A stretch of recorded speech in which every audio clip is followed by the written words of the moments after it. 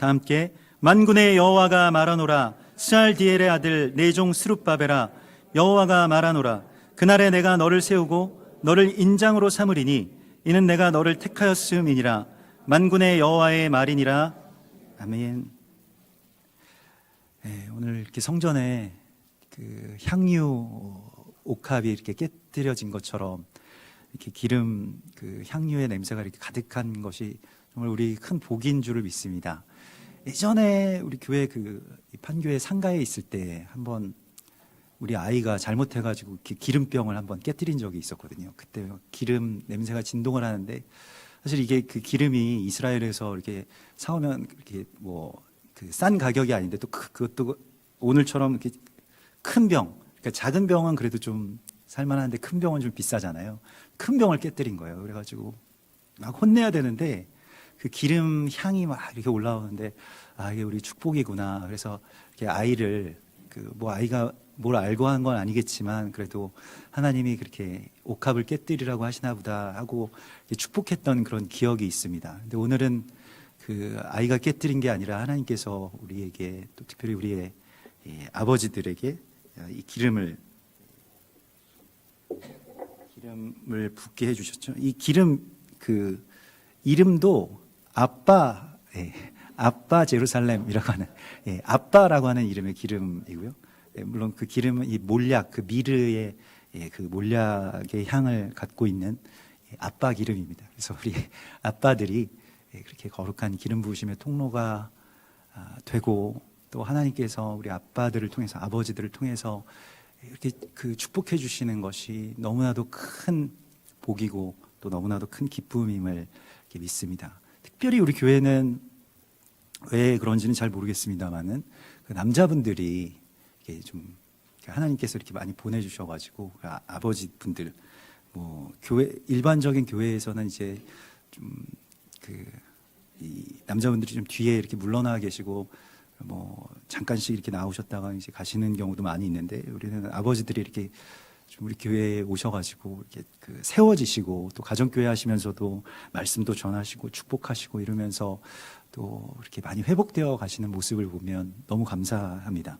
오늘 이 본문의 말씀도 그 제사장 세우는 이야기, 제사장과 성전을 세우는 이야기인 학개서의 말씀이고, 우리가 지난 그 2019년 마지막 주에 나누었던 스가랴의 말씀과 어떻게 보면 짝을 이루는 그런 말씀이라고 할 수가 있겠습니다. 같은 시대, 또 같은 이야기에 대해서 말씀을 하시기 때문에요. 근데 그때에는 그 성전에 어떤 이 메노라를 보게 해주시고, 그 성전 메노라에 기름을 공급하는 것이 뒤에 서 있는 그 두 감람나무다라고 하는 것을 그렇게 나누었습니다. 근데 학계에서는 조금 더 아주 이 강직하게, 또 강력하게, 또 힘있게 그 성전 재건에 대한 말씀을 주시는데요. 학계라고 하는 선지자의 이름은 사실 다른 선지자들은 뭐 최소한 어떤 지역이라든가 무슨 뭐 어디 사람, 뭐 디셉 사람, 뭐 엘리야, 뭐 이런 식으로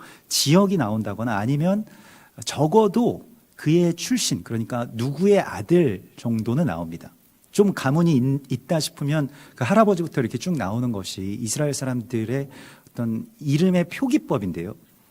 그러니까 우리가 갖고 있는 이 성씨와 같이 이스라엘 사람들은 성을 표현할 때 누구 아들, 누구 이렇게 표현합니다. 그래서 벤이라고 하는 말이 들어가면 누구의 아들이다, 뭐 이렇게 되는 것이죠. 그래서 뭐 벤 예후다 뭐 이렇게 하면 유다의 아들 이렇게 되는 것입니다. 그래서 벤이라고 하는 그 이름이 뭐 서양 이름에서도 이 벤이라고 하는 이름들이 있죠. 그 벤 이름 들어가 있으면 좀 이렇게 유심히 보면 또 살펴보면 그 가운데 어떤 유대계의 흔적들을 우리가 보게 됩니다. 뭐 야구 선수 가운데도 벤 해켄인가 뭐 그런 분도 계시던데, 그래서 해켄의 아들 벤이겠구나 뭐 이렇게 생각을 하는데요. 오늘 그런데 이 학계 선지자는 뭐 하가이 뭐 이렇게 이 히브리 말로는 발음을 하는데, 이 선지자는 아버지의 이름도 또 지역 이름도 나와 있지 않습니다. 그리고 이 선지자의 이름의 뜻이 굉장히 독특한데, 이 선지자의 이름의 뜻은 나의 절기라고 하는 뜻입니다. 그러니까 물론 실존 인물이었을 가능성도 있습니다만은, 그러나 이 선지자, 학계 선지자는 여호와의 절기를 받고 그것을 지키는 자들이라는 그런 뜻을 갖고 있습니다. 그래서 나의 절기 제물을 하나님 앞에 드리라라고 하는 것이요. 근데 이 절기라고 하는 것은 여호와의 절기를 말하는 것이고, 주님의 시간 가운데 내가 이제 참여하는 것을 말합니다. 우리가 이 세상에서 우리의 시간은 이 서양에서 그렇게 이야기를 하는 것처럼 어디서부터 어디로 그냥 흘러가다가 우리는 딱딱 단절된 어떤 직선의 시간을 살아가고 있습니다만은, 하나님의 시간은 다르죠. 우리가 계속해서 이렇게 돌아가면서 회전하면서 선회하면서 나선형 모양으로 그 아버지가 걸어갔던 길을 또 아들이 같이 이어가지고, 아들이 결혼하고 또 장성하고 이렇게 자라고 또 가정을 이루고 이렇게 성장하면서 또 그 아버지의 길을 걷는데, 아버지랑 똑같은 삶은 아니지만 그래서 그 다음 단계, 그렇게 하나님께로 가까이 나가는 이런 어떤 이 회전하는 이 나선형 구조의 시간이라고 성경이 말씀을 하고 있고요. 또 절기라고 하는 것도 봄, 여름, 가을, 겨울 그 절기들 속에서 하나님께서 계속 반복해서 유월절, 오순절, 초막절로 이어지는 그 절기들을 매해 우리 가운데 허락하십니다마는, 그러나 그 절기가 이제 하나님을 향해서 가까이 나아가는 것을 우리가 느끼죠. 우리가 지난번 하누카가 또 우리 가운데 좀 의미가 있었고, 또 그 다음 하누카인 이번 하누카가 또 우리에게 또 새로운 어떤 메시지를 주는 것과 마찬가지로, 여호와의 시간이라고 하는 것, 그 여호와의 시간에 참여한다라고 하는 것이 하나님의 백성들만이 누릴 수 있는 최고의 복입니다. 이게 하나님의 나라로, 우리가 이 세상의 나라에서 하나님의 나라로 옮겨지기 위해서는 하나님의 시간으로 들어가는 그 절기가 필요한 것이죠. 우리가 일본의 이 천황이 바뀌었다고, 왕이 바뀌니까 연호가 바뀌면서 새로운 시대에 대해서 이야기를 하지 않습니까?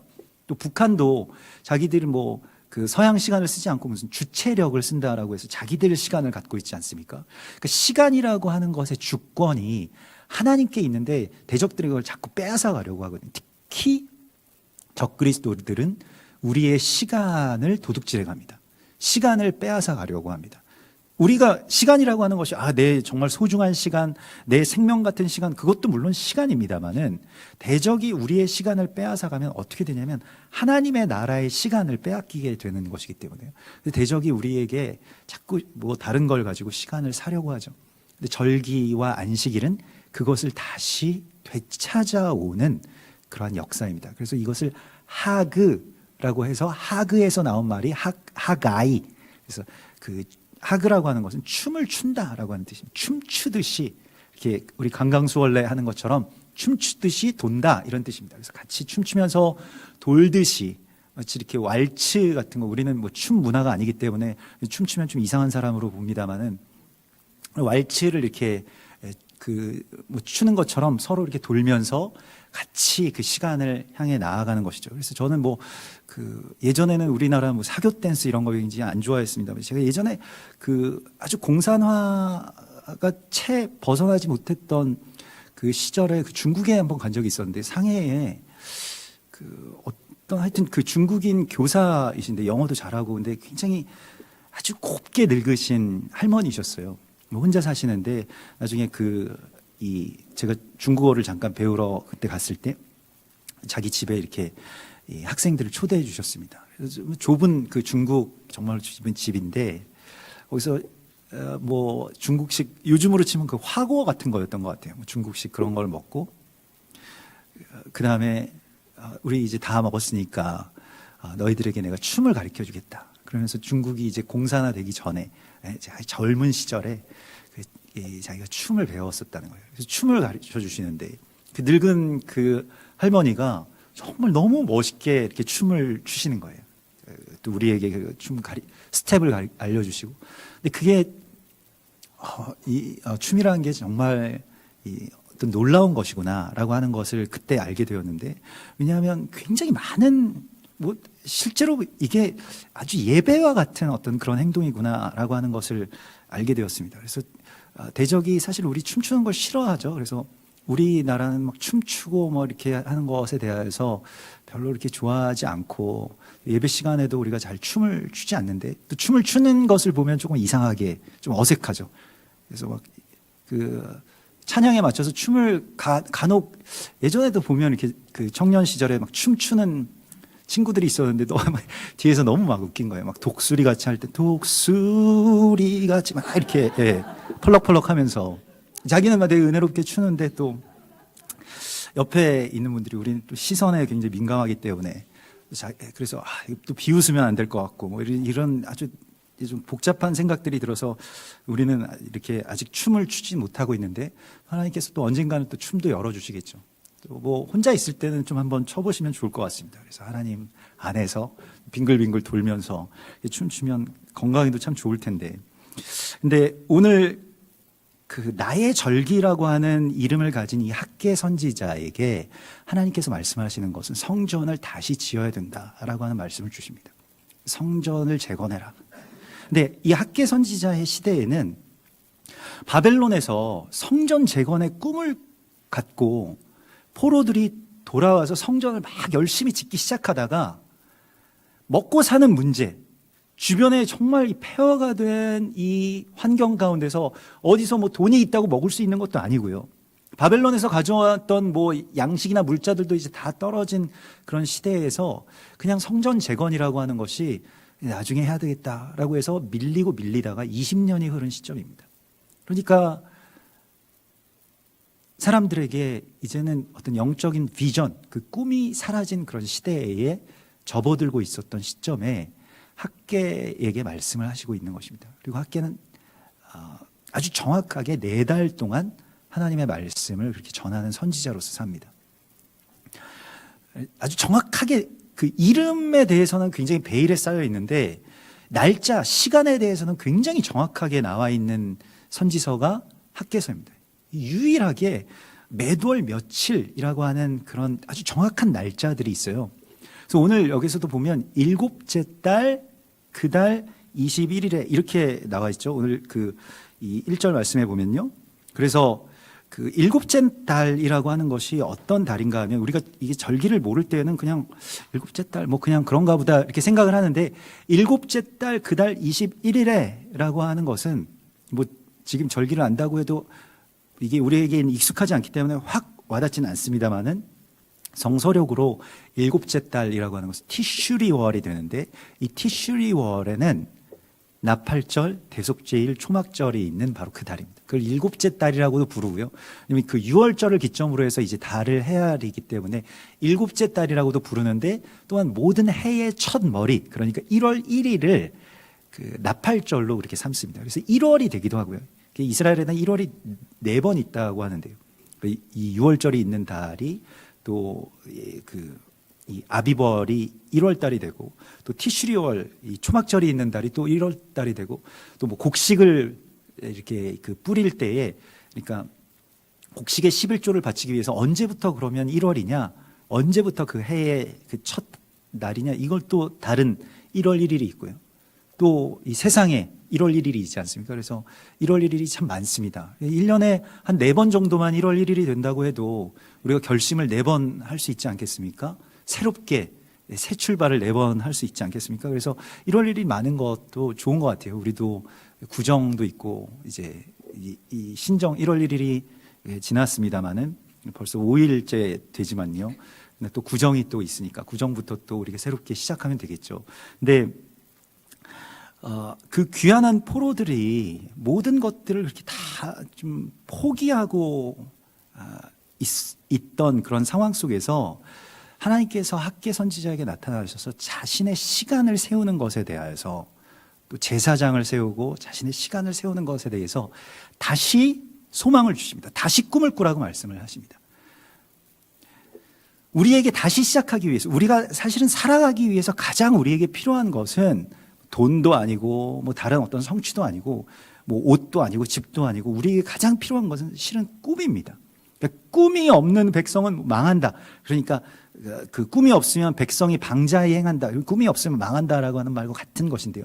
그 말씀처럼 얼마 전에 이 우리나라 1세대 프로파일러인 그 경기대학교 이수정 교수님이 쓴 책을 이렇게 보았는데 그분은 우리나라에서 뭐 유영철 같은 아주 유명한 그러한 그 연쇄살인범들을 다 만나고 연구하고 그 사람들의 어떤 행동 패턴을 그렇게 그 연구하고 또 그러한 뭐 그 연구 결과를 토대로 범죄를 예방하고 또 범인을 잡고 이런 분이시거든요. 근데 그분이 정말로 수십 명의 그런 연쇄살인범들을 다 만나고 엽기적인 어떤 범죄 행각을 벌이는 사람들을 다 보았는데 물론 그 범행 유형마다 사람들의 어떤 특징이 있는데 공통적인 특징이 있더라는 거예요. 아주 흉악한 범죄를 저지르는 사람들의 공통적인 특징.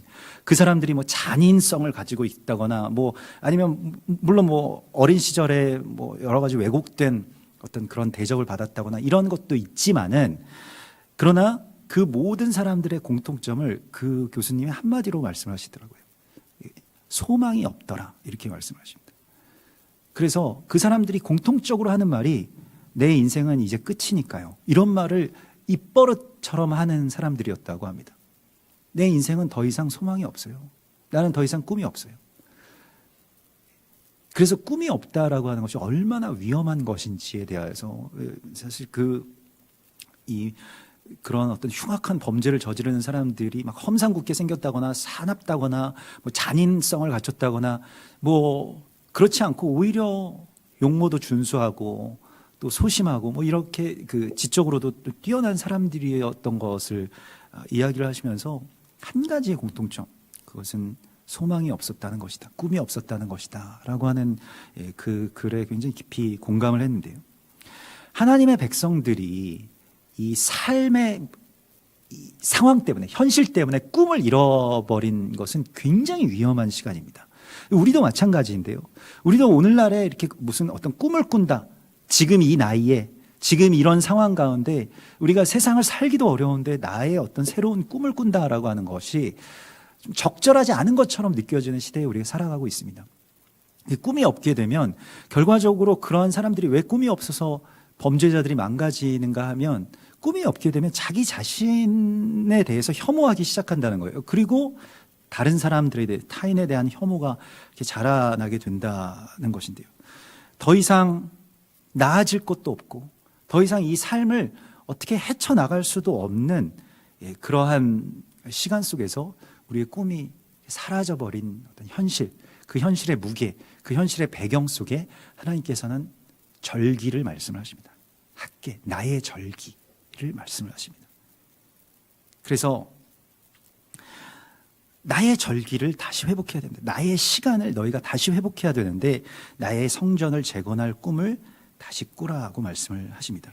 주의 성전이라고 하는 것은 그냥 예배를 드리는 용도로서의 공간을 의미하는 것이 아닙니다. 주의 성전을 짓는다라고 하는 것은 성경에서는 하나님의 성전이 하늘의 모형이라고 말씀을 하고 있습니다. 그래서 히브리서 8장에 보면 그들이 섬기는 것은 하늘에 있는 모형과 그림자라 이렇게 되어 있습니다. 모세가 장막을 지으려 할 때 지시하심을 얻은 것 같으니 이르시되 삼가 모든 것을 산에서 내게 보이던 본을 따라. 그러니까 그 본이 그대로 그것대로 만들라고 말씀을 하신 거예요. 하늘의 이 모형이니까 그대로 그걸 만들어라라고 말씀을 하십니다. 그래서 성전을 짓는다라고 하는 것은 하나님의 나라를 이 땅 가운데 다시 구축하는 것을 말합니다. 그래서 건물을 짓는 것과 개념이 달라요.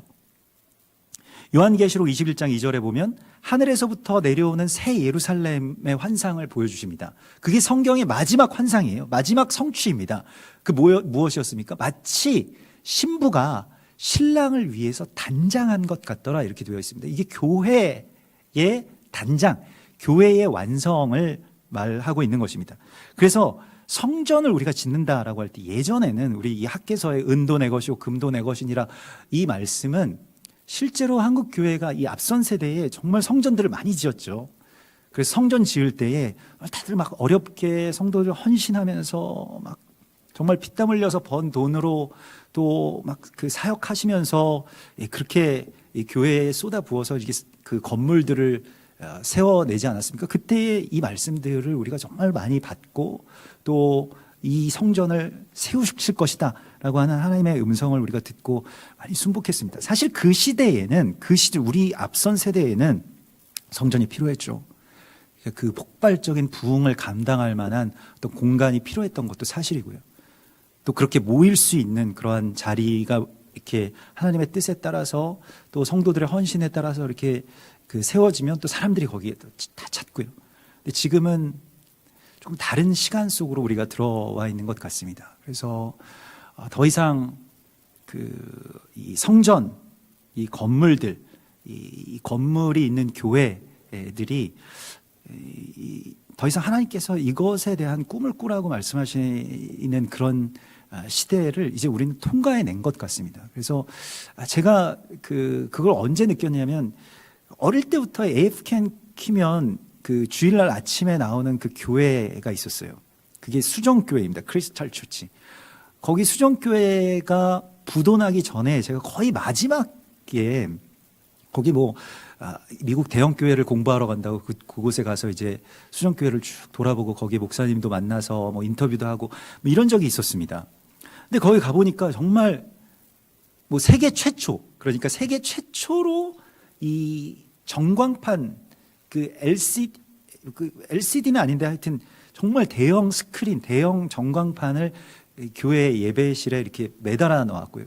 그 소니에서 특별히 그 당시에 1980년대 즈음에서 이 수정교회를 위해서 제작한 특별, 그게 아직 매달려 있는데 이제는 굉장히 낡아 있더라고요. 그리고 교회 전체를 다 크리스탈처럼 정말로 수정처럼 이렇게 지어놓고 정말 아름다운 교회인데 들어갔더니 정말 죽은 사람 같은 거예요. 건물이 너무 아름답게 남아있는데 건물에 있는 사람들이 마치 어떤 그런 우리가 이렇게 보는 일반적인 어떤 성도의 모습이 아니라 그냥 오래된 그 유적을 지키시는 분들처럼 띄엄띄엄 그냥 한두 분 정도가 이렇게 천천히 오고 가면서 별로 기쁨 없는 표정으로 그 안에 서 있는 걸 보게 되었습니다. 그래서 이 상황이 어떠냐 그랬더니 이 로버트 슐러 목사님이죠. 그 아버지 목사님이 이제 은퇴하시고 아들이 그걸 이제 일종의 세습이죠. 이제 물려받았는데 계속 이제 여러 가지 프로그램들을 돌렸다는 거예요. 헐리우드 스타들이나 미식 축구 스포츠 스타들을 매주 와서 간증도 하고 그런 사람들 한번 부를 때마다 막 정말 엄청난 돈을 줘야지 오거든요. 그런 사람들 불러서 간증도 하고 집회도 하고 계속 그 아버지 때에 했던 것들처럼 계속 돌렸는데 결과적으로는 많은 사람들이 그냥 다 떠나가고 성전에 그 큰 성전에 노인들 몇 명 이렇게 남아서 이제 예배드리고 있는 것을 이제 보게 되었습니다. 그래서 이거 여기 미국 교회 배우러 왔다가 정말 제대로 배웠구나라고 하는 것을 그때 느끼게 되었는데요. 한국 교회도 머지 않았구나. 미국 교회 그때 미국 교회 연구하시는 한 목사님이 그런 말씀하시더라고요. 한국 교회가 꼭 미국 교회보다 한 10년, 15년 정도 그렇게 꼭 같이 가는 것 같다고 이런 어떤 이 사이클을 보면 그래서 한국 교회도 한 10년 정도 남았을 테니까 잘해보라고 그렇게 말씀을 하시더라고요. 그래서 그때 굉장히 많은 것들을 느끼게 되었는데 그 이후에 그 교회가 도산했습니다. 부도 나가지고 결국에는 경매로 넘어가고 또 카톨릭에서 그걸 샀다는 그런 말까지는 제가 전에 들었는데요. 그래서 더 이상 이제 크리스탈 처치에 갈 수가 없죠. 우리가 가도 이제 카톨릭 이 예배가 드려지고 있을 것이고요. 한국 교회도 많은 교회들 건물들이 부동산 업체나 혹은 심지어는 이단들에게 이렇게 넘어가고 유럽이나 미주권의 교회들도 많이 그렇게 클럽이 되거나 아니면 장사하는 어떤 몰이 되거나 이렇게 바뀌는 것들을 많이 보게 됩니다. 또 특별히 이제 기도원들을 제가 이렇게 가보면 최근에도 이제 예전에 유명했던 기도원들이 있거든요. 명맥을 유지하고 있는 기도원들이 거의 없고 기도원들이 가면 거의 폐교같이 건물들이나 기도굴들이 굉장히 많은데 거기에 아무도 없고요. 정말 얼마나 오랫동안 이렇게 방치되었는지 예전에 왜 가만히 뒤집어 쓰고 기도했다라고 하는 그런 시절에 그 가만히들만 남아있고 기도하는 사람들은 아무도 없는 그러한 기도원들이 많이 있습니다. 그러니까 기도원에 사람이 없으면 또 얼마나 무서운지 몰라요, 밤에. 그래가지고 기도원에 이제 기도원 지키시는 뭐 목사님들이나 거기 선교사님들 계시긴 한데 그 혼자 거기 어디 그 이제 사택에 가 계시고 기도원에 이렇게 뭐 기도원 운영은 하고 있더라고요. 그런데 가보면 정말 무섭습니다. 다 비어 있고 정말 차디찬 그런 그 기도굴 같은데 아무도 없는 그러한 모습이죠. 그래서 정말 폐허 가운데에 이렇게 남겨져 있는 그런 모습을 그대로 느낄 수 있고, 예전에 저 한국 교회가 부흥하고 성장하고 또 기도도 열심히 할 때는 이런 데도 막 가득 차가지고 사람들이 뭐 늘 끊임이 없었는데, 이제는 정말로 그 무너진 성전을 보는 것과 같은 그러한 모습이더라고요. 이게 한두 군데가 아닙니다. 근데 하나님께서 오늘 우리에게 꿈꾸라고 하시는 이 성전은 그런 어떤 그 공간의 성전이 아니고 이 절기의 성전이라고 하는 것은 시간의 성전을 세우라고 하는 말씀입니다. 이게 우리가 지난 금요일에도 이원 박사님이라고 하는 미국 분, 이 심장 전문의이신데 하나님 부르심을 받고 이제 전적으로 이스라엘 사역을 하고 계시죠. 근데 오셔서 그런 말씀을 해주셨죠. 근데 이 절기와 안식일에 대해서, 수콧과 샤밧에 대해서 나누어 주셨는데, 그때 세상 사람들은 공간을 점유하기 위해서 시간을 거기다가 지불한다는 이 이스라엘의 유명한 그 유대인 랍비들 중에 랍비라고 불리우는 그 헤셜이라고 하는 그 아브라함 조슈아 헤셜이라고 하는 분의 그 말씀을 인용해서 말씀을 해주셨는데, 물론 뭐 이게 우리가 시간 공간 나오면 이제 개념이 굉장히 막 산으로 올라가는 것 같습니다만은, 우리가 이렇게 생각을 해볼 수 있습니다. 쉬운 말로 하면 우리가 그냥 평생을 피땀 흘려서 살고 그 모든 시간과 그 모든 애를 아파트 한 채 살려고 그렇게 살아간다는 거예요. 그게 이제 우리들의 어떤 현실과 비슷한 모습입니다. 어떤 공간을 차지하기 위해서, 근데 그 차지하지도 못하죠. 그걸 차지하기 위해서 자기의 생명을 지불한다는 것입니다. 근데 하나님께서는 먼저 시간의 장막을 세우라고 말씀하십니다. 공간은 나중에 따라오게 되어 있는데요. 시간의 장막을 세우는 게 창세기 1장에 나와 있다라고 한다면 창세기 1장부터 4장까지 창조의 역사 가운데 하나님께서 시간의 장막을 세우시고 안식일을 세우셔서 거룩하게 하시고 그날 쉬신 것과 같이 우리 그 시간의 장막을 세우는 이야기에 대해서 초대하시고 있습니다. 그래서 우리에게 지금 말씀하시는 것은 이 시간의 장막을 세우라는 말씀입니다.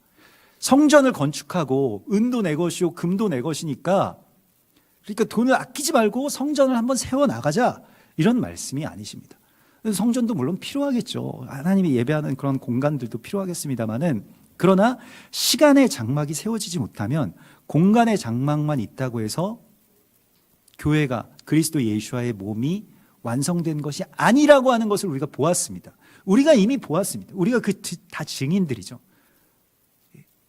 아주 멋진 공간들이 그렇게 허물어지고 하루아침에 이단들에게 넘어가고 그런 모습들을 아주 많이 보았죠. 그래서 하나님께서는 이제 그 시간의 장막을 세우기 위한 제사장을 세우라고 말씀을 하십니다. 그래서 스룹바벨과 여호수아, 그 스룹바벨과 여호수아는 사실 그 제사장의 어떤 왕 같은 제사장의 이름입니다. 스룹바벨과 여호수아는 그 귀환한 포로들의 총독과 제사장이었는데요. 그러니까 왕과 제사장인데, 스룹바벨과 여호수아야 너희가 스스로 강하게 할지어다, 담대하게 할지어다, 다시 일어서서 꿈을 꾸라고 말씀을 하시는데, 스룹바벨은 바벨을 이긴 자라는 뜻입니다.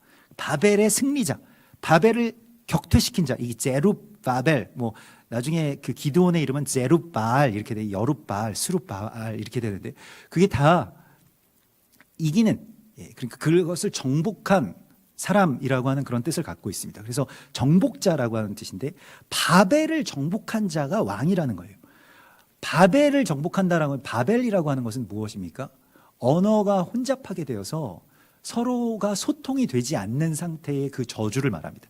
그게 바벨의 저주입니다. 바벨론의 저주도 마찬가지, 바벨의 저주도 마찬가지, 세상이 계속 사람들을 단절시킵니다.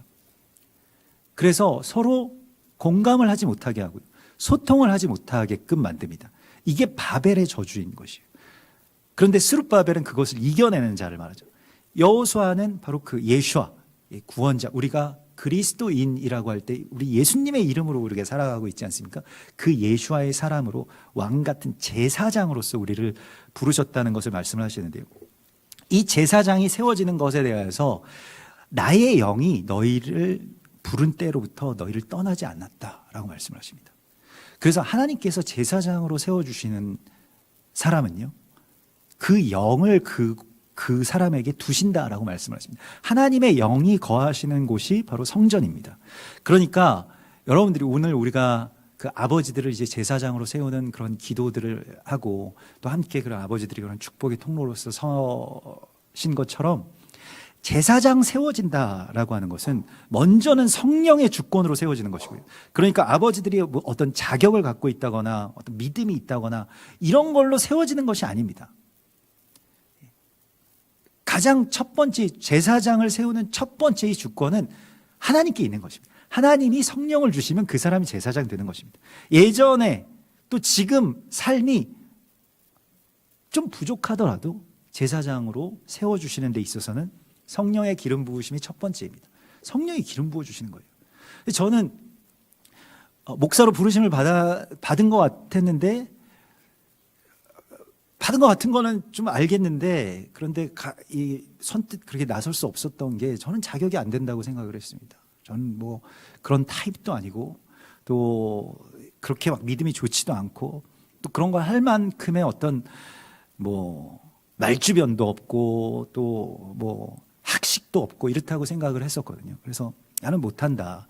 그러니까 일종의 뭐 그게 저에 대한 어떤 자각이라고 생각을 하면서 살았는데 하나님께서 그런 거 다 필요 없고 내가 기름 부으면 네가 세워지는 것이다 라고 하는 것을 성경을 통해서 우리 알게 하셨어요. 하나님의 역사, 하나님의 제사장이 세워지는 것은 자기 의지나 아니면 자기 결단이나 또 자기의 어떤 그 자격으로 이루어지는 것이 아닙니다. 하나님 그런 사람들을 다 끌어내리시고 오히려 연약하고 나는 부족하고 나는 죽을 수밖에 없는 죄인입니다 라고 하는 사람들에게 항상 기름 부으심을 허락하시는 것을 보게 됩니다. 우리 아버지들이 우리의 가장들이 그렇게 세워지는 것이죠. 뭐 다른 걸로 세워지는 것이 아니고 전적인 하나님의 주권으로 내가 오늘 너에게 그 영을 주겠다라고 말씀하십니다. 성령이 우리 가운데 임하시는 것은 우리가 마치 송장처럼 있다고 할지라도 성령의 생기가 우리 가운데 임하시게 되면 우리가 그 왕과 같은 제사장으로서 세워지게 되는 것입니다. 그것을 하나님 앞에 소망하라고 말씀을 하십니다. 제사장들이 세워지는 것에 대해서 우리가 늘 그것에 대해서 또한 기도해야 되는데요. 지난번에 스가랴서의 말씀처럼 제사장 하나 서기 위해서는 그에게 계속 기름 부으심이 공급이 돼야 되는데 그 기름 부으심의 공급을 위해서 또 그것을 위해서 애쓰고 기도하고 중보해야 되는 사람들이 필요합니다. 그래서 우리 어머니가 항상 그런 말씀을 하셨어요. 이 목회자는 주의 종은 하나님의 사람은 다 이 두 명의 여자의 기도를 통해서 세워지는 거다. 그래서 어머니의 기도 또 아내의 기도로 이렇게 세워지는 거다. 근데 너는 어머니도 너를 위해서 기도하고 아내도 너를 위해서 기도하고 너희 할머니도 너를 위해서 기도하니까 세 명의 여자들이 너를 위해서 기도하니까 너는 분명히 세워질 거다. 이런 말씀을 저한테 하셨었거든요. 근데 소망을 품고 오늘 주님께서 말씀을 하시는 것은 소망을 품으라고 말씀을 하실 때 우리 아버지들이 제사장 되는 소망 그 꿈을 다시 꾸기 시작하라고 말씀을 하시고 있습니다. 기도하면서 계속 그 기름 부으심에 대해서 또 그것의 위임에 대해서 우리가 인정하면서요. 또 같이 세워나가는 그것이 우리에게 중요하죠. 우리가 소망을 품는다라고 했을 때 자꾸 이제 우리의 자녀들, 젊은 세대 뭐 이런 쪽에서 이제 꿈을 꾸라, 뭐 소망을 품으라, 물론 뭐 그것도 필요한 것이긴 하겠습니다만은 다 늙어서 이제 성경에 보면 다 늙어서 이렇게 부르심을 받고 소망을 품고 새롭게 제사장으로서 위임받는 그런 모습들을 많이 봅니다.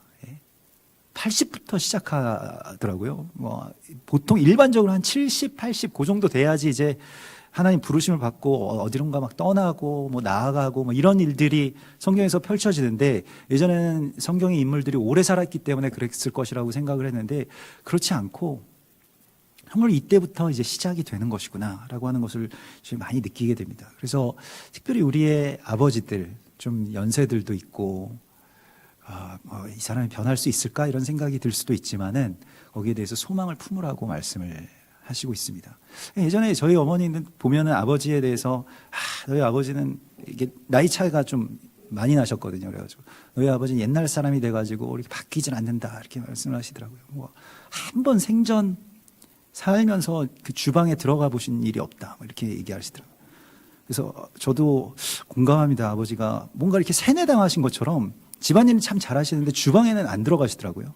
뭐 떨어진다고 그래가지고 아예 안 들어가시고 막 그러시더라고요. 그래서 저는 뭐 쉽게 막 들어가는데 네가 좀 들어가서 뭐 좀 어머니 안 계시면 뭐 좀 해와라 이렇게 말씀하시는데 얼마 전에 가보니까 주방에서 이렇게 이 밥을 이렇게 데우고 찌개를 끓이고 계시는 아버지의 그 구부정한 허리를 보면서 야 아버지도 변하시는구나. 그 안 변하실 것 같으신 분도 살려면 또 변하셔야 되는구나 이런 생각이 극한 상황에 다 들어가게 되면 아버지들도 다 변합니다. 그러니까 더 배가 고프셔야지 이제 아마 될 텐데 예. 점점 어머니들은 이제 세지잖아요. 막 예. 남성 호르몬도 많이 나오고 그래서 막 알아서 먹어 막 이렇게 되면 이제 아버지들 어쩔 수 없이 들어가야 되는 거죠. 근데 변화된다는 것입니다. 사람이 변화가 안 될 것 같지만 굉장히 어려울 것 같지만 굉장히 잘 변화된다는 것입니다. 특별히 우리의 아버지들이 제사장으로서 변화되기 시작하면 정말로 놀라운 일들이 일어나거든요. 근데 그걸 위해서 애를 써야 되는 것은 사실은 가족들인 것이죠. 우리도 지금 이스라엘이 온 열방의 제사장 나라임을 깨닫게 되는 것을 소망하고 있지 않습니까? 그냥 자기들끼리 제사장 세우고 자기들만 예배드리고 이것이 아니라 열방의 축복의 통로로서 이스라엘이 서야 열방이 이제 온전케 되는 것인데 이 한 세 사람의 구조 가운데서 이스라엘 자꾸 세워주는 것이죠. 근데 예전에는 그렇지 못했던 것이죠. 열방의 교회나 사람들이 당신들 없이 그냥 우리끼리 할 수 있어. 너희들은 아직 우둔해가지고 뭐 믿음도 없어가지고 예수도 안 믿고 막 고집도 세고 맨날 돈만 뭐 벌러 나가고 뭐 그런다고 해서 유대인들이 굉장히 싫어했죠. 수전노로 몰고요. 셜록처럼 그런 인물들로 이렇게 폄하하고 항상 유대인들 그리는 그 유럽의 예전 그림들을 보면 돈주머니를 옆에 차고 탐욕스럽게 그렇게 지나가는 그런 서 있는 그런 모습으로 이렇게 묘사되곤 했는데요. 근데 오늘날 우리가 이스라엘을 세운다라고 하는 것과 아까 전에 우리 임 목사님 말씀하신 것처럼 우리의 아버지를 세우는 것은 사실 같은 이야기입니다. 그래서 우리에게 있어서의 이스라엘 회복은 같이 연결되어 있는 거예요. 우리 아버지가 세워지는 것입니다. 또한 그것은 한 가정만의 이야기가 아닐 것입니다. 교회도 마찬가지고 공동체도 마찬가지고 국가도 마찬가지죠. 그런 어떤 권위, 질서, 거기에 대한 어떤 순복, 그게 좀 부족하더라도 같이 합력하여서 세우는 그런 이야기들이 다 무너져 있는 시대를 우리가 살아가고 있는데 이걸 다시 재건시키라고 말씀을 하십니다. 그건 뭐 국가적으로 뭐 누구부터 해야 된다 그것이 아니라 내 안에서 그것을 세우는 것입니다. 그래서 제사장 세우는 데 있어서 가장 중요한 것이 무엇일까요? 가장 중요한 기술이 바로 절기를 세우는 것입니다. 안식일을 세우는 거예요. 안식일을 세우는 것이 제사장 세우는 데 핵심입니다. 우리는 안식일에 대한 개념이 없을 때에는 안식일 뭐 그냥 주일 성수하면 되는 것인데 주일 성수랑은 좀 다른 것 같아요. 제가 아무리 봐도 주일 성수와 안식일을 지키는 것은 많이 차이가 있습니다. 그리고 교회가 이제까지 그렇게 안식일로 그 주일을 대체해가지고 섬겼던 그 방식은 성경적이지는 않습니다. 적어도 성경에 나와 있는 하나님의 백성들이 안식일을 지키는 것처럼 지키지 못했어요. 가족들이 다 뿔뿔이 흩어져가지고요. 저도 어릴 때 주일 지킬 때 보면 저는 주일 학교에 가고 뭐 아버지는 뭐 주차 봉사하러 가시고 어머니는 뭐 교회 그 교사하시고 뭐 이러면서 다 뿔뿔이 흩어져 있다가 저녁에 또 간신히 모이나 하면 또 저녁 예배가 있어가지고 또 저녁 예배 드리고 그렇게 해서 막 지쳐가지고 집에 들어가면 그냥 다 각각 뿔뿔이 흩어져서 자고 이런 것이 이제 이 주일 성수였는데 우리가 지키는 주일 성수였는데 성경에서 말씀하고 있는 이 샤밧의 기술은 먼저는 모든 일들을 멈추는 데 있죠. 가장 첫 번째가 쉬는 것입니다. 너희가 쉬어야 너희의 자녀들도 쉬고 다 쉴 수 있다. 그러니까 안식일을 지키는 데 있어서 가장 첫 번째는 쉬고 그리고 먹는 겁니다. 두 번째가요. 같이 둘러 앉아서 먹는데 막 어머니는 분주하게 막 차리고 아버지는 빨리 먹고 어험하고 있으시면서 일어나고 이런 게 아니라 그냥 빵 하나 뭐 소박하게 뭐 있는 것들 미리 준비된 것들을 이렇게 차려놓고 온종일, 그러니까 저녁 내내 해가 지면 아주 밤이 늦도록 같이 얘기하고 예배하고 또 얘기 들어주고 이러면서 아이들 그냥 거기서 잠들 때까지 그냥 계속 같이 얘기하는 게 안식일, 이 샤밧 디너의 첫 번째가 됩니다.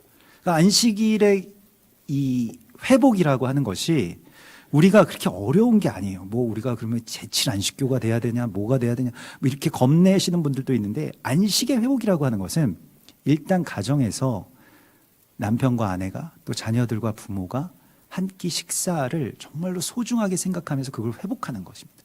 시간을 한번 회복해 보는 것입니다. 시간의 장막의 모형을 한번 세워보는 것입니다. 그래서 우리가 먹기 위해서 사는 거 아니고 우리 예배하기 위해서 또 서로의 마음을 나누기 위해서 같이 안식 가운데 들어가자라고 해서 같이 그렇게 식사하는 것이죠. 얼마 전에 어떤 그 이스라엘 위해서 같이 기도하시는 사역자 한 분 그 만난 적이 있었는데 자기 사위를 맞을 때 그 나는 딴 거 다 필요 없고 네가 누구인지 뭐 하는지 다 필요 없고 그 주말에 토요일 날 꼭 우리 그 남편이랑 목욕해야 된다. 우리 아들을 사위 다 마찬가지로 목욕탕에 갔다가 그리고 점심 먹는 게 우리 집의 안식이기 때문에 너 이것만 지키면은 너는 우리 집으로 내가 받아들이겠다. 이렇게 해가지고 매주 그렇게 장인어른이랑 같이 사우나를 간다는 거예요.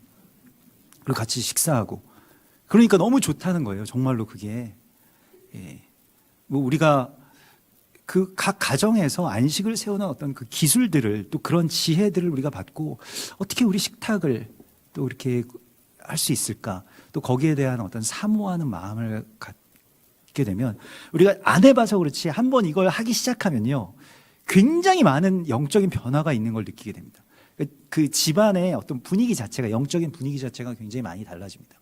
지난번에도 그래서 송구영신 예배를 우리가 교회에서 하지 않고 신년 예배도 안 드리고 그냥 각 가정에서 이렇게 송구영신 예배를 드립시다 이렇게 하고 저 이제 그 지난 12월 31일 날 뭐 그때 뭐 이렇게 집에 들어가가지고 그냥 좀 저는 이제 늘 습관대로 10시가 되면 꼭 자야 되니까 다음날 새벽 예배가 있어가지고 습관대로 이렇게 잠이 들었는데 아이들이 막 깨우는 거예요.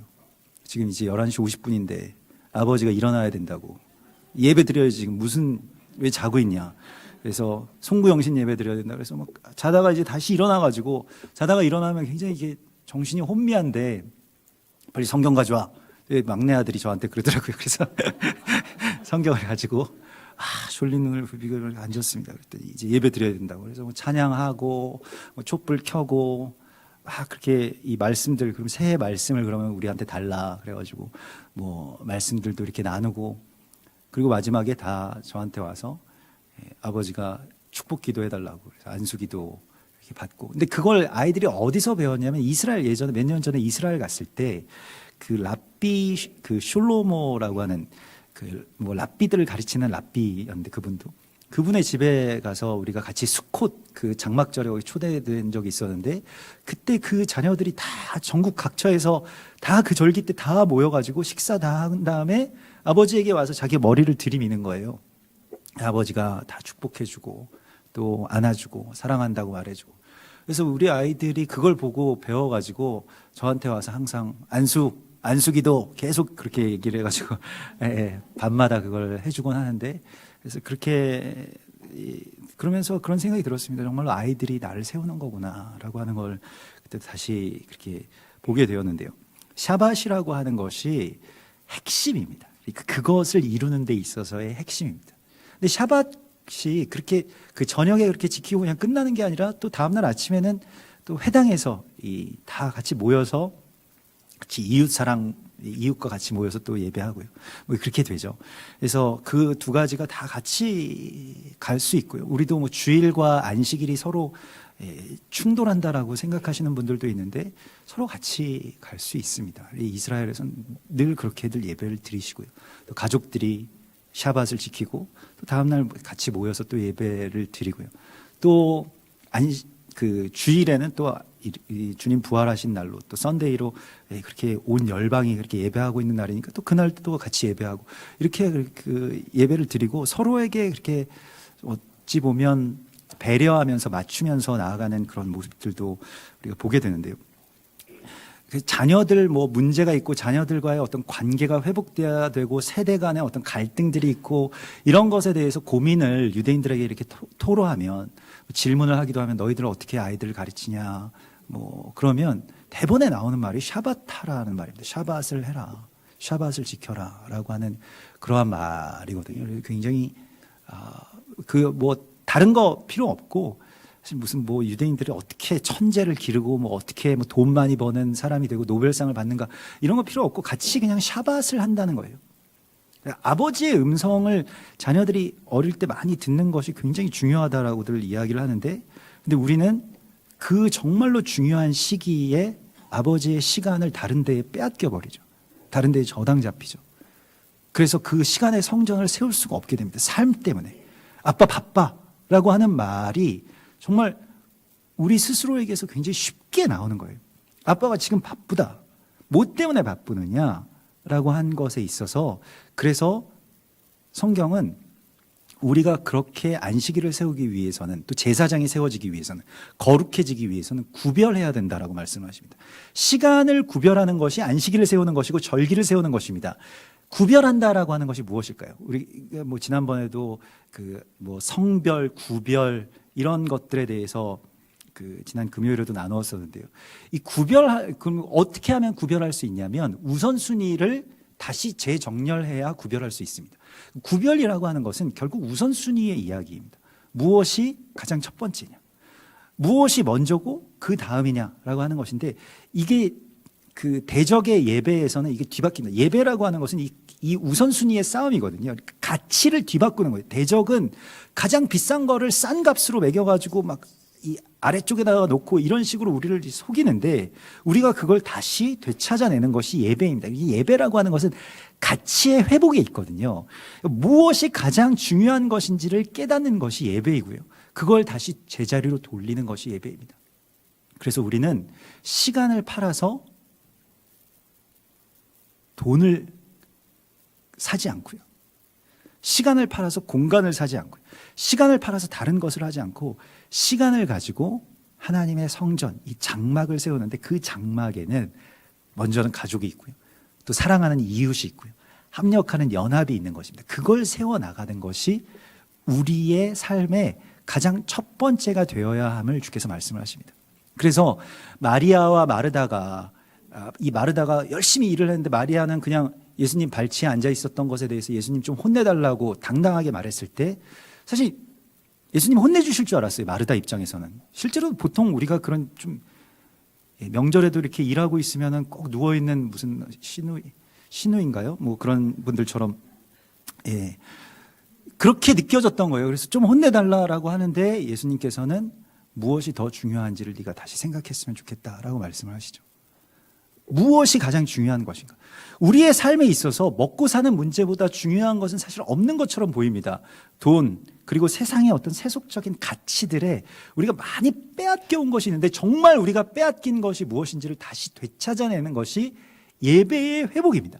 우리가 하나님을 예배할 때 그러한 것들이 정렬되기 시작합니다. 다시 보인다니까요.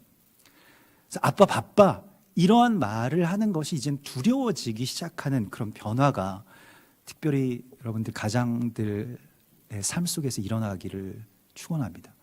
바뀌실 거예요. 그래서 이걸 가장 먼저 하고 그리고 그 다음에 하나님께서 말씀하시는 것이 그렇게 순서대로 이렇게 이루어지게 되는 것이지 가장 모퉁이돌을 그 예수아를 예배하고 하나님을 경배하는 그 모퉁이돌을 빼놓으면 전체 건물이 다 무너지게 되는 것입니다. 시간의 장막을 세우는 데 있어서도 같은 원리인데요. 안식일을 빼면 절기가 무너지게 되고요. 절기가 무너지면 전체 하나님의 시간의 장막이 무너져 버리게 됩니다. 그러면 다른 것들을 우리가 추구하게 되고 다른 것을 하나님인 것처럼 섬기게 된다는 거예요. 이스라엘 사람들도 히브리서 8장에 보면 성전주의자들이 있습니다. 그들이 믿는 것이 하나님이 아니고 예수아가 아니고 메시아가 아니고 다른 걸 믿었다는 거예요. 뭘 믿었느냐? 성전을 믿었다는 것입니다. 이게 성전주의자들입니다. 그래서 지금도 막 제3성전을 세워달라고 하나님 앞에 계속 통곡하면서 기도하는 그런 분들인데, 근데 그들이 아직 눈이 가려져 있기 때문이긴 합니다만은, 그러나 그것이 다시 뒤바뀌는 것이 무엇이냐면 시간의 장막을 다시 세우는 것. 그러니까 그것은 예수님께서 이렇게 말씀하셨잖아요. 성전을 사흘 만에 헐어라. 내가 다시 사흘 만에 다시 지어 올릴 것이다 라고 말씀을, 예수와의 몸의 완성에 대하여서 말씀을 하십니다. 그래서 우리가 시간의 장막을 세우기 위한 구별이 우리 가운데 필요하겠고요. 그리고 이 구별하기 위해서는 하나님의 영광을 먼저 우리가 체험해야 됩니다. 하나님의 영광을 바라볼 수 있어야 되고요. 그러니까 하나님의 영광이라고 하는 것이 우리가 하나님 경배할 때 그렇게 하나님의 영광이 나타나게 되고요. 또한 하나님의 영광이라고 하는 것이 하나님이 우리를 통해서 이 땅 가운데에 이제 반짝반짝 빛나기 시작하실 때 그게 하나님의 영광이 되는 것이죠. 그러니까 하나님처럼, 그리스도 예수와처럼 우리가 이 땅 가운데서 살아갈 수 있을 때 하나님의 영광이 나타나게 됩니다. 이제 얼마 전에 우리가 지난 그 해에 그 연말 즈음에서 그 이스라엘의 이 그 흩어진 10지파 가운데 므낫세 지파의 한 분들이 인도의 이 산지 가운데 이렇게 살고 계신다라고 하는 말씀을 듣고, 그때 사실은 뭐 제가 그 기도하고 있었거든요. 교회가 그 정말 올해에 꼭 해야 되는 일인데 못한 것이 있으면 하나님 좀 보여주십시오라고 계속 기도를 하고 있었는데, 그 한 사역자 가정의 사모님이 척수암에 걸리셔가지고 이제 반신불수가 되시고, 또 대소변을 그 남편이신 목사님이 이제 받아내야 되고 이런 상황이고, 아이들하고 굉장히 어렵게 살아가고 계신다. 예전에 사역을 굉장히 열심히 하셨는데, 그래서 그분의 소식을 듣고 정말 감사하게 또 성도분들이 다 마음을 모아주셔가지고 이렇게 그곳에 이제 헌금을 보내기 시작했습니다. 근데 저는 이제 한 교회에도 그 목회자니까 그 느낌이 있잖아요. 하나님 정말 기뻐하시는 느낌을 많이 받았습니다. 하나님이 정말로 기뻐하시는구나. 이 일은, 왜냐하면 하나님을 대신해서 그 영광을 드러내는 것이기 때문에 정말 기뻐하시는구나 라고 하는 것을 느끼게 됐습니다. 우리 아까 전에 우리 위해서 축복 기도해 주셨던 우리 임도현 목사님도 이스라엘의 그 가정교회들, 정말 작은 공동체, 그 교회들을 세우는데 정말 전적으로 헌신하셔서 지금 엄청나게 많은 그런 부흥과 교회들이 이렇게 세워지고 있는데, 하나님이 기뻐하시는 일들은 그 특징들이 있습니다. 정말 하나님께서 역사하시고 그때 하나님의 영광이 이렇게 드러나게 된다는 것이죠. 제가 지난번 그 초막절의 첫날에 이렇게 그때 우리가 초막절이 아니었군요. 초막절 전에 그 대속죄일에 우리 다 금식했잖아요. 금식하면서 하루 종일 이렇게 기도했는데, 나중에 저녁이 되니까 하루 종일 이렇게 예배드리는 게 좀 힘들어가지고 쉬는 시간에 이제 그 사무실에서 이렇게 그냥 맨바닥에 이렇게 누워 있는데 연락이 온 거예요. 그래서 우리 건물 주인이신데 이제 좀 미안하게 됐다. 건물을 우리가 이제 팔아야 되겠으니, 건물이 혹시 팔리면, 뭐 팔리기 전까지는 뭐 있을 수 있겠지만 팔리면 뭐 이제 나가 주셔야 되겠다. 뭐 이런 소식을 들었습니다. 그래서 평상시에 그 전화를 받았으면 그냥 이제 어떡하나, 뭐 또 어디를 그렇게 찾아보나 이런 생각을 했을 테지만, 근데 그 절기 예배 중에 그런 그 연락을 받으니까요, 하나님 계시처럼 이렇게 느껴졌습니다. 그래서 주님께서 정말로 장막을 세우라고 하시는 거구나. 그래서 하나님 이게 장막을 세우라고 하시는 이야기인 줄 알겠습니다 라고 그렇게 제가 받게 되었고, 또 그래서 우리 교회가 뭐 건축을 시작하겠다 이런 말씀이 아니라, 우리 교회가 그러면 이 시간의 장막을 짓기 위해서 우리 절기에 그런 예배들을 세우고 있습니다만, 또 안식, 이 샤밧의 예배들이 열리기를 또 소망하면서, 또 가정교회가 이 마지막 때에 오늘 주님께서 말씀을 하시는 것은 이 거룩하게 성별되기 위해서 너희가 이걸 기억하라고 말씀하십니다. 기억이라고 하는 것은 꼭 과거에 있었던 일을 회상하는 게 아니라 미래에 나타날 일들을 예상하는 것도 기억인데요. 성경에서는 그걸 다 기억이라고 이야기를 합니다. 자카르라고 이야기를 하는데, 그 기억을 뭘 기억하라고 말씀하십니까? 흉년이 올 것에 대해서 기억하라. 엄청난 기근이 오고 엄청난 핍박이 오고 엄청나게 은혜와 말씀이 메마르는 시간이 될 것인데 여러분들도 그러한 시간들을 겪고 오셨을지도 모릅니다. 이스라엘에 대해서 열린 다음부터는 교회를 찾기가 어려운 거예요. 말씀을 어디서 듣기가 어려운 거예요. 어디 가서 기도를 할 수도 없는 거예요. 세상에 교회가 이렇게 많은데 목사님들도 이렇게 많고 그런데 그 말씀을 우리가 들을 수가 없었던 겁니다. 저도 어디에서 사역을 할 수가 없는 거예요. 부교육자로 있으면서도 그 목사님에 맞춰서 사역을 해야 되는데 여기에 대해서 열어주셨는데 교회가 없는 거예요. 그래서 교회가 없으면 세워라 이렇게 말씀하셔가지고 이제 그 한세사람 교회가 이 8, 9년 전에 세워지게 된 것인데 여러분 우리가 이 말씀의 기근, 은혜의 기근의 시기에 이미 도달했습니다. 세상이 점점 교회는 무용지물이 되었다. 아주 사회의 어떤 암적인 어떤 조직이다. 뭐 이렇게까지 이야기를 하는 그런 시대에 우리가 지금 들어온 것입니다. 교회가 지금 그 단계 가운데 들어온 것입니다. 그런데 세상이 너희를 미워하면 그 때가 된 줄 알라고 말씀하시죠. 세상이 미워하기 시작했잖아요. 교회들을. 그럼 그 때가 된 것입니다. 그런데 그 때가 되는 것에 대하여서 우리가 준비가 되어 있어야 됩니다. 교회가 물론 이 성전에 건물이 없다고 할지라도 어떤 큰 조직을 잃는다고 할지라도 어떤 이렇게 이 영적인 어떤 서포트를 우리가 받을 수 없다고 할지라도 가정이 교회로 온전하게 서 있고 가정의 제사장들이 온전하게 서 있으면 목사님이 예전엔 목사 한 분이 어떻게 되느냐에 따라서 교회 전체가 다 그 운명 공동체가 되었다라고 한다면 지금은 가정의 제사장들이 다 서 있고 또 함께 예배드리고 그렇게 안식 가운데로 들어가고 하나님의 영광을 드러내는 그 준비를 하고 있으라는 말입니다. 하나님께서 지금 그것에 대하여서 준비하라고 말씀하시는 것입니다.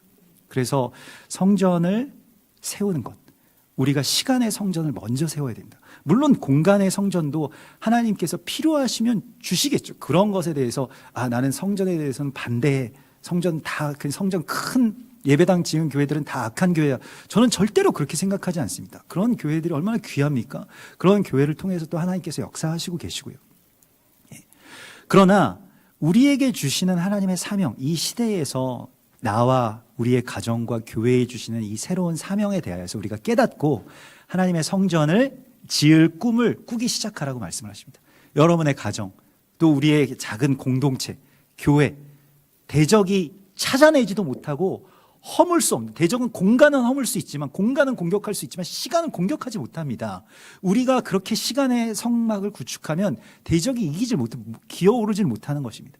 그러니까 그 시간의 성막을 성별에서 세우는 그러한 귀한 한 해가 되기를 소망합니다. 우리 같이 기도하겠습니다. 하나님 감사합니다. 우리 마지막 때에 주님 부르심 따라서 나의 절기를 너희에게 주었다라고 말씀하시는 주님의 말씀 따라서 우리가 여호와의 절기로 들어갈 수 있게 하여 주시고 하나님의 나라의 그런 귀한 제사장으로 우리의 가정의 아버지들을 세워주시고 또 온 열방의 이스라엘을 세워주셔서 그렇게 우리가 함께 서 나아갈 수 있도록 인도하여 주시옵소서. 주님, 오늘 이 시간 주께서 허락하시는 그런 귀한 주의 지체들, 또 주님의 사명자들, 또 주님의 성도들을 오늘 이곳에 보내주셨습니다. 그리고 이제 삶이 아닌 하나님의 거룩한 꿈의 새로운 시작의 이야기 가운데로 우리를 이끌어 주실 것을 믿습니다. 우리가 다시 일어설 수 있게 하여 주시고 하나님 나라의 거룩한 제사장으로서 온전히 설 수 있도록 인도하여 주시옵소서. 예수와 메시아의 이름으로 감사하며 기도드리옵나이다. 아멘. 우리 이 시간에는 다 같이 좀 자리에서 일어나셔서 우리 축복송 한번 반주해 주실 수 있나요? 예, 때로는 너의 앞에 축복송.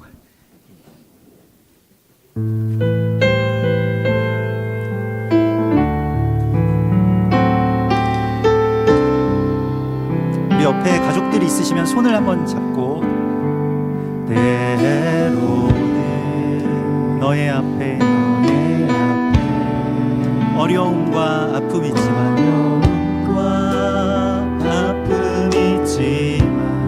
담대하게 주를 바라보는 너의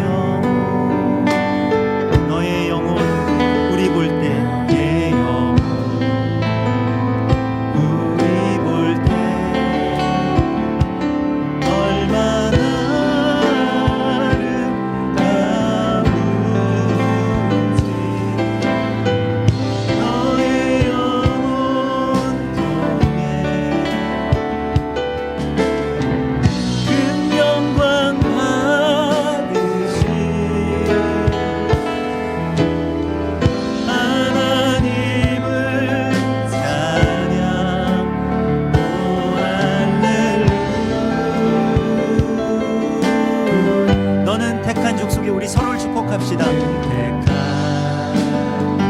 족속, 우리 앞뒤에 계신 분들, 좌우에 있는 분들, 같은 제사장이 거룩한 나라, 거룩한 나라, 하나님의 소유된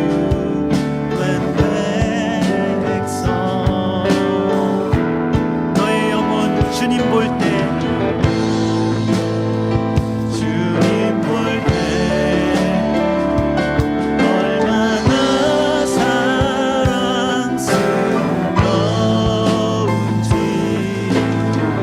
너의 영혼에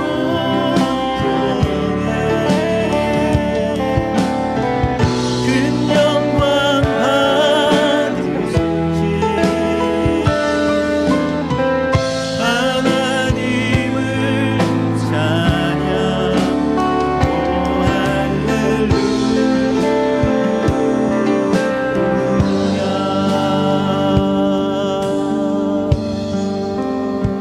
네, 우리 이 시간에는 다음 주에 이제 이틀 후에 이스라엘 가는 우리 다음 세대 또 비전 트립 또 참가자들 좀 앞으로 나와 주셨으면 좋겠습니다. 이 앞에 서시고 우리 축복하고 파송하는 시간을 갖도록 하겠습니다. 네, 비전 트립 참석하시는 분들 이렇게 앞으로 멤버들 나오시죠.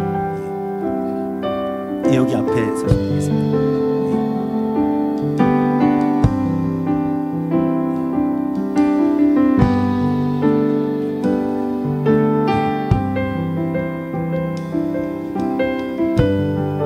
네, 우리 교회에 다음 세대 또 지체들 또 섬겨주시는 우리 지체들 같이 이제 이번에 가게 됩니다. 여러분들 축복해 주시고, 우리 여기에 있는 우리 예지 또 여기 있는 우리 수연이는 올해 이제 입시를 마치고, 네, 또 다들 정말로 하나님께서 이렇게 인도해 주셔가지고 공부들도 우리 교회는 참 잘하는 것 같아요. 그래서 다들 대학도 합격하고 또 하나님의 나라로 이렇게 가게 되었고요. 또 우리 하나님께서 새로운 우리 가운데 단계를 열어주셔서 이렇게 귀하게 나아가게 됐습니다. 여러분들 또 우리 이 자녀들이 물론 뭐 인원이 많지는 않지만 우리가 막 청년부라고 불리울 만큼 아주 큰 그런 조직이 아직 우리 가운데는 없지만, 그러나 이 자녀들이 그곳에 가서 이스라엘 향한 마음을 받게 해주시고 또 그곳에서 연합의 어떤 시작점을 그렇게 세워나갈 수 있도록 여러분들과 좀 한량없이 축복해 주시기를 바랍니다. 손을 뻗어서 같이 좀 기도하겠습니다.